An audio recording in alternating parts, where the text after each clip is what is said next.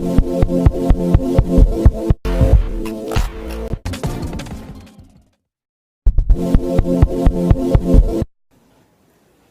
ยดีมื้อนี้พบกับสุขนำพามีคนถามมาว่า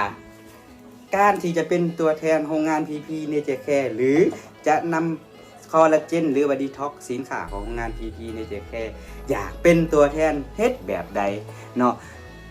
ก็บ่ยากและก็บ่ง่ายมื้อนี้มาแลกเปลี่ยนนำกันเลยเนาะแลกเปลี่ยนเดี๋ยวไรก็คือการที่เป็นตัวแทนเนาะเพียงแต่เฮานำสินค้าเข้ามาครบ 1,000 คะแนนเนาะเมื่อทานนำสินค้าเข้ามาครบ 1,000 คะแนนเพราะสินค้ามีคะแนนเนาะ1กล่อง100 คะแนนเนาะทานก็เป็นตัวแทนได้แล้วเนาะก็บ่ยากแบบนี้เนาะทานก็สามารถเป็นตัวแทนในบ่ให้หลุด 1,000 ขึ้นไปเนาะเมื่อเป็นตัวแทนเนาะโรงงานจะมีสิทธิอยู่ที่3ข้อให้ทานไปเลยเนาะข้อที่1เอิ้นว่ากำไรขาปีกข้อที่2เงินราคาขยายขอโทษเนาะขยายตัวแทนเนาะขยายตัวแทน 15% เนาะข้อที่3เอิ้นว่าค่าบริหารตัวแทนเนาะ 15% คือกันเนาะท่านรับไปเลย3ข้อนี่เนาะเมื่อ3ข้อนี่เฮ็ดแบบใดจริงจะได้ครับก็คือทานตัดสินใจเนาะเป็นตัวแทน 1,000 คะแนนขึ้นไปปุ๊บเฮาเพียงแต่ไปสั่งตัวแทนต่อยกตัวอย่างหรือสมมุติว่ามื้อนี้ทานไปสั่งตัวแทน2ตัวแทนเนาะมีตัวแทนก็แน่นอนต้องนำเครื่องเข้ามา 1,000 คะแนนขึ้นไปก็เป็นตัวแทนได้ละเนาะบัดนี้ตัวแทนก็เอาเครื่องเข้ามา 1,000 คะแนนเนาะครับซื้อเครื่องว่าง่ายซะครบ 1,000 คะแนนก็เป็นตัวแทนได้เลยเนาะหลังจากนั้น3ข้อที่เพิ่นให้มากำไรค่าปีข้อที่1จากตัวแทนกโรงงานจ่ายเป็นกำไรค่าปีให้เนาะที่ทาน3ตัวแทน1ตัวแทน400 บาทเป็นกำไรค่าปีไปเลยเนาะก็เป็นตัวแทน1กับไม้เข้ามาเลยอยู่ที่400 บาทเนาะเป็นค่ากำไรค่าปี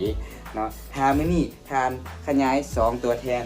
ค่าปีบวกเข้ากัน400บวก400เท่ากับว่ามื้อนี้ทานจะได้ครับกำไรค่าปีไปอยู่ที่800 บาทไปเลยครับไปเลยเนาะ800 บาทนะครับเป็นกำไรค่าปีเนาะข้อที่2ราคาขยายตัวแทน 15% เอา 15% การขยายตัวแทนมาคูณตัวแทนที่ทานสั่งมาตัวแทนก็ 1,000 คะแนน15คูณ 1,000 คะแนนออกเป็นเงินอยู่ที่150โรงงานจ่ายให้ทานไปเลยเนาะ150 บาทตัวแทนขอ 1,000 คะแนนคือกันจะเอา 15% คูณให้1,000 คะแนนออก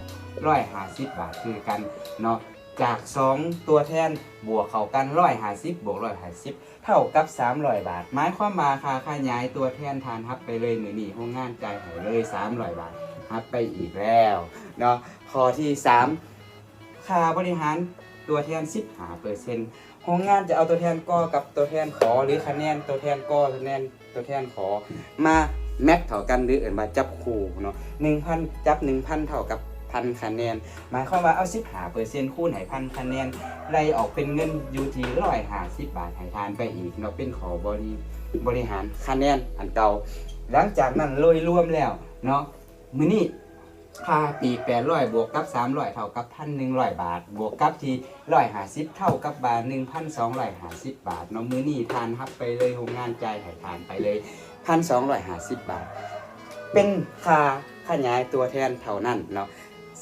เครื่องหรือสินค้าที่ทานซื้อมาเนาะจำนวน10กล่องยังคือเก่านะถ้าทานไปขายกำไรปีกย่อยไปอีกเนาะอันนั้นเป็นได้มาอีก2 1บวกกับ3 2เป็น4 2ทางที่ได้รับของทานได้รับมาจากการเป็นตัวแทนสินค้าของ PP Nature Care เนาะมาวันนี้การแลกเปลี่ยนของข้าพเจ้าเนาะก็ขอขอบใจผู้ที่รับชมคลิปนี้เนาะขอขอบใจ